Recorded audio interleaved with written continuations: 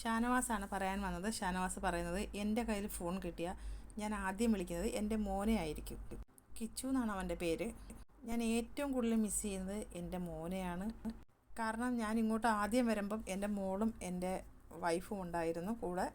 പിന്നെ family week വന്നപ്പോഴും എൻ്റെ മോളും വൈഫും വന്ന്, അപ്പോഴും രണ്ടുപേരെ അലോഡല്ലായിരുന്നു.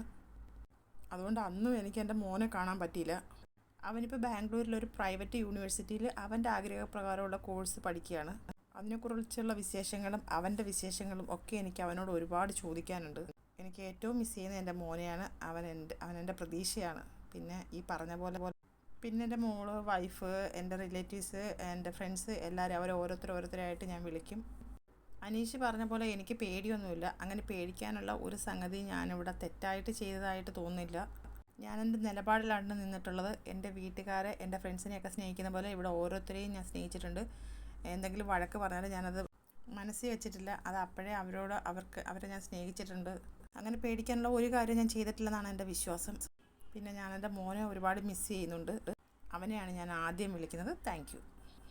അടുത്തത് പോയത് അനുമോളാണ്. പക്ഷേ അനുമോളൊന്നും സംസാരിക്കാതെ അനുമോൾക്ക് കരച്ചിൽ വന്ന്. അപ്പോൾ അനുമോൾ പറയുന്നു, 1 മിനിറ്റ് നിങ്ങൾ ആരെങ്കിലും സംസാരിക്കുമെന്ന് പറഞ്ഞിട്ട് അനുമോൾ ബാത്റൂമിലോട്ട് പോവുകയാണ്.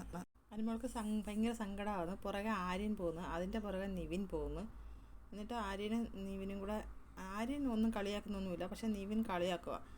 ഒരു ഫോൺ വിളിക്കാൻ പറഞ്ഞതിന് ഇവളെന്തിനാ കിടന്ന് ഇങ്ങനെ മൂങ്ങുന്നതെന്ന് നിവിൻ കളിയാക്കുകയാണ്. അപ്പം ആര്യൻ പറഞ്ഞു, എടാ കളിയാക്കാതെ, എടാ വേണ്ട, വിട്. അനുമോൾ പറയുന്നത് എല്ലാവരുടെയും ഫാമിലി ഒരേപോലെ ആയിരിക്കത്തില്ലെന്ന്. അപ്പോൾ നിവിൻ പറയുന്നത് എക്സാക്ട്ലി. ഇതെനിക്ക് കേൾക്കണമായിരുന്നു. എല്ലാ ഫാമിലിയും ഡിഫറെൻ്റ് ആണെന്ന് നിവിൻ പറയാണ്. അപ്പം ആരും പിന്നെയും പറയടാ വേണ്ട, വിട്, ചുമ്മാ ആവശ്യമില്ലാതെ കളിയാക്കാതെ. അനുമോൾക്ക് സങ്കടം സഹിക്കുന്നില്ല. അപ്പം ഞാൻ അടുത്തൊരു ലൈവ് അപ്ഡേറ്റുമായിട്ട് വീണ്ടും വരാം.